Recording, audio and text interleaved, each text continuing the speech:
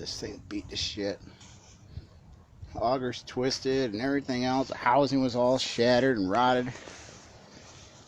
The way the skids end so far back, these edges were all curved back on themselves. So now that the skids come out to the ends, it'll help when you tip it up for service.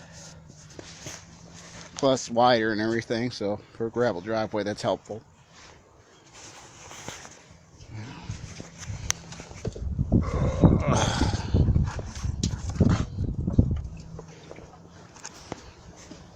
Axle bushings are replaced. Everything's cleaned up inside the cover area.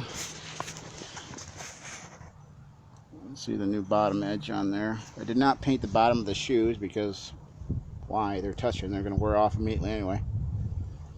But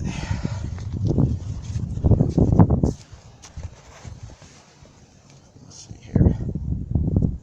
Pressure ends up going on the tips of the shoes instead.